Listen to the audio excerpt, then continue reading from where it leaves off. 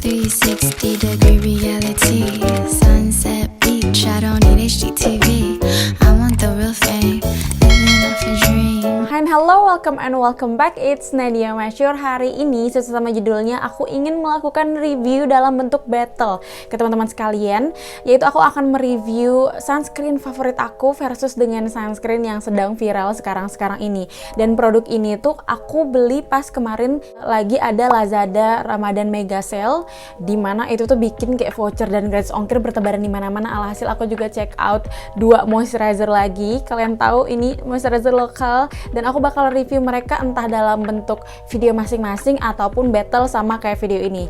Dan di video kali ini untuk sunscreen ini kita bakal battle mulai dari packaging, tekstur, sampai dengan gimana feel-nya di kulit aku. Nah, sebelum kita masuk ke battle-nya, aku pengen ngasih tau dulu kalau aku punya tipe kulit combination to oily, tapi saat ini karena faktor cuaca kulit aku lagi dominan berminyak, dan kulit aku masih komedogenik, jadi pori-porinya besar, terus sensitif juga jadi gampang kemerahan, dan juga acne prone, jadi nggak ada yang namanya sebulan, seminggu, bahkan sehari tanpa adanya jerawat di kulit aku. Nah, langsung aja kita mulai battle-nya. Yang pertama yaitu Karasan Solar Smart UV Protector. Ini adalah sunscreen lokal baru yang mana memang klaimnya itu sunscreen ini diformulasikan khusus untuk melindungi kulit-kulit orang yang tinggal di daerah tropis, contohnya Indonesia. Nah, buat teman-teman yang nggak tahu, indeks UV di Indonesia itu tinggi banget loh, bahkan sampai ekstrim. Jadi indeks UV itu kayak angka yang menunjukkan tingkat paparan sinar ultraviolet yang berhubungan terhadap kesehatan manusia. Nah, di Jakarta aja pukul 12 siang itu indeks UV-nya mencapai 12. Kalian bisa bayangin 11 aja itu udah ekstrim, apalagi 12. Jadi kalau informasi ini nggak bikin kalian udah mau memulai untuk menggunakan sunscreen, aku nggak tahu deh apa lagi. Sedangkan sunscreen Azarin ini, dia itu klaimnya diperuntukkan untuk para sunscreen hater atau para pembenci sunscreen.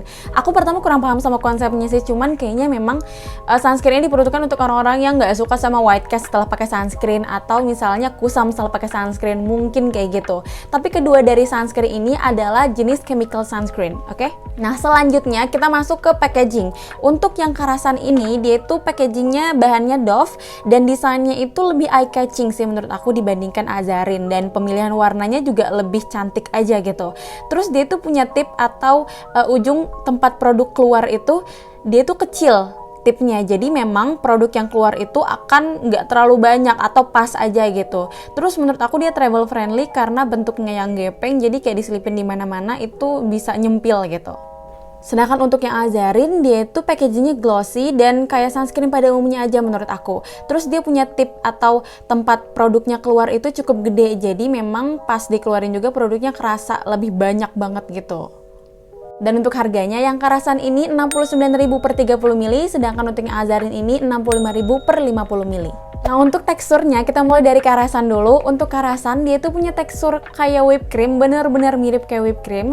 Jadi emang kelihatannya itu kayak tebal banget, tapi ketika diratain itu justru kayak ringan banget. Dan memang sunscreen ini tuh klaimnya dia punya tekstur cloud-like atau seringan awan katanya. Dan yes, aku udah membuktikan itu dan emang bener ringan banget feel-nya di kulit aku. Dan tekstur dari Karasan ini tuh ngingetin aku sama primernya Maybelline yang baby skin warna pink Tosca, pink biru, aku lupa, ini kayak gitu, yang emang bener-bener rasanya tuh kayak ngisi pori-pori, cuman bedanya sunscreen ini tuh dia non-comedogenik, jadi aman buat pori-pori yang besar seperti aku. Sedangkan untuk sunscreen Azarin ini, aku lihatnya dia teksturnya nggak kayak gel sih, tapi lebih kayak lotion, light lotion atau lotion yang ringan gitu.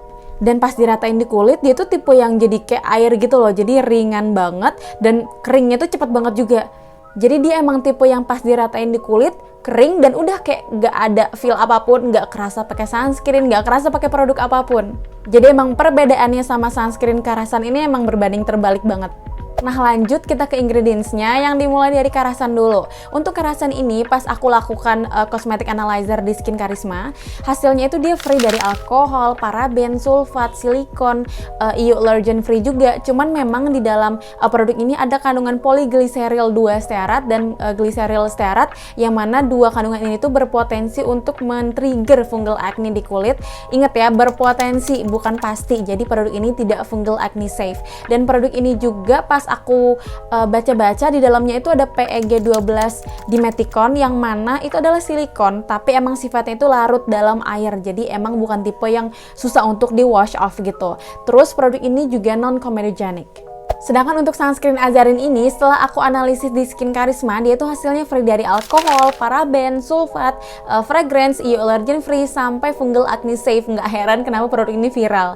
Cuman, kan di Skin Karisma hasilnya dia fragrance free. Tapi pas aku coba breakdown sendiri ingredient list yang ada dalam produk ini, ada kandungan phenoxyetanol yang mana perannya sebagai preservatif atau pengawet dan juga sebagai fragrance. Dan pas aku cium aromanya juga, dia ada aroma floral gitu dikit dan nggak mengganggu menurut aku. Terus untuk SPF-nya, kedua produk ini SPF 45 PA++++, jadi benar-benar sama banget gitu. Nah, terus untuk feel atau gimana rasanya selama aku gunain sunscreen ini di kulit aku, kita mulai dari karasan dulu.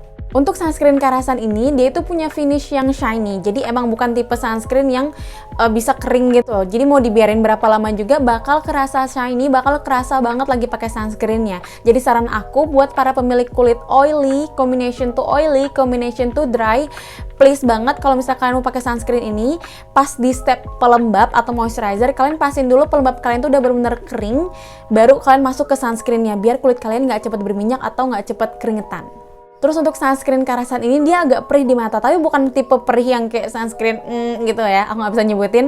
Kayak aku pernah pakai sunscreen yang nggak usah ke area mata, deket mata aja itu udah kayak langsung perih-perih gimana gitu. Tapi kalau misalnya karasan ini, perihnya itu ketika produknya masuk ke dalam mata kalian.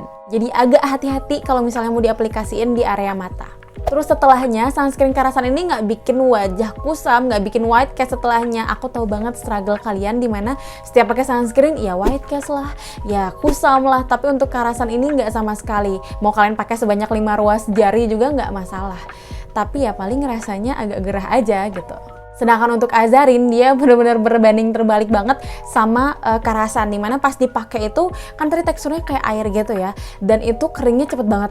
Jadi kayak pas dipakai biarin aja gitu bentar, udah aja hilang-hilangnya itu bukan kayak yang ninggalin lembab gitu, tapi bener-bener kayak nggak pakai apapun. Jadi kayak kulit aja nggak pakai apapun, kayak abis cuci muka gitu. Tapi sunscreen ini nggak bikin perih kalau misalnya emang masuk ke mata, dan dia sama kayak karasan, nggak bikin white cast sama sekali, dan tidak membuat kulit menjadi kusam setelahnya. Terus untuk kemampuan yang menahan minyak, kemarin aku sempat coba pakai sunscreen Azarin di wajah aku sebelah kiri dan sunscreen karasan di wajah aku sebelah kanan. Hasilnya setelah 3-4 jam penggunaan tanpa pakai bedak, setting spray, pokoknya sunscreen ini sendiri, hasilnya itu yang sunscreen karasan ini 2 kali lebih berminyak dibandingkan wajah aku yang aku pakein sunscreen Azarin ini. Cuman kalau aku pakai makeup di atasnya setelah pakai sunscreen ini 3-4 jam itu berminyaknya nggak beda jauh antara sunscreen karasan sama Azarin ini. Jadi itu kenapa setiap aku pakai sunscreen karasan ini setelahnya suka aku pakein bedak tabur gitu loh, biar ngurangin shiny itu.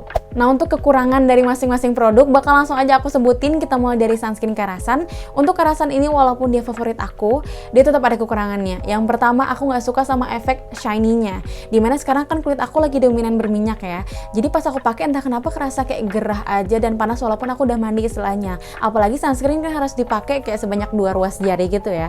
Jadi aku cara pakainya itu kayak aku ambil dulu sunscreen di telunjuk aku, pakai ke seluruh wajah, diemin beberapa menit, baru aku ambil lagi sunscreen yang di jari tengah aku, aplikasiin ke seluruh wajah, diemin lagi beberapa menit. Jadi kayak cukup makan waktu gitu. Terus yang kedua, aku sebel banget sama kemampuannya menahan minyak. Jadi kayak 3-4 jam itu udah kelihatan gitu berminyak kalau nggak pakai bedak setelahnya. Jadi kayak wajib banget aku pakai bedak tabur setelah aku aplikasiin sunscreen ini. Terus yang ketiga, harganya sih menurut aku lumayan. Kayak kalau misalnya 69.000 per 30 mili, berarti per milinya adalah 2.300. Yang mana Azarin itu 1.300, jadi beda 1.000 sama Azarin. Cuman karena aku suka, itu tidak jadi masalah untuk aku.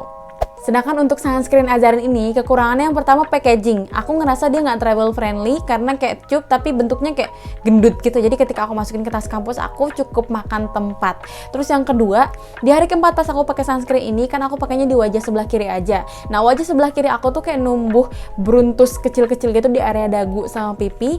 Cuman karena aku belum yakin apakah itu dari sunscreen ini atau dari PMS aku, ya aku kayaknya bakal terusin penggunaan sunscreen ini sampai 2 mingguan dan bakal aku update kira-kira kayaknya di kolom komentar dan bakal aku pin. Terus yang ketiga, kemampuan sunscreen ini dalam melindungi kulit menurut aku kurang banget. Jadi kemarin aku sempat coba-coba gitu, pakai sunscreen ini ke seluruh wajah aku, terus aku stay di balkon, dimana balkon aku tipe yang kena sinar matahari langsung selama 1-2 jam, dan 1-2 jam itu kulit aku kayak merah-merah dan setelahnya itu jadi gosong. Sedangkan pas aku coba aplikasiin sunscreen karasan dan lakuin hal yang sama, tapi pakai sunscreen karasan, 1-2 jam setelahnya itu masih aman-aman aja, kulit aku nggak merah dan nggak gosong. Nah terus gimana nih kesimpulannya? Yang pertama untuk sunscreen karasan, buat para pemilik kulit normal, kering, combination to dry, combination to oily, kayaknya kalian akan suka sama tekstur dari sunscreen ini. Sedangkan untuk kulit yang benar-benar dominan berminyak, combination to oily, mungkin kalian agak sedikit terganggu, mungkin akan sedikit terganggu dengan teksturnya. Terus sunscreen karasan ini aku ngerasa boleh-boleh aja dipakai untuk kalian yang aktivitasnya indoor maupun outdoor, maupun kalian outdoornya yang intens juga bisa, tapi pastiin kalian reapply atau aplikasiin ulangnya itu lebih sering kalau kalian aktivitas sehari-harinya lebih intens di outdoor. Sedangkan untuk sunscreen Azarin, dia cocok untuk semua tipe kulit karena kalian bisa lihat sendiri tadi teksturnya nggak mengganggu sama sekali, nggak white cast, nggak bikin kusam setelahnya.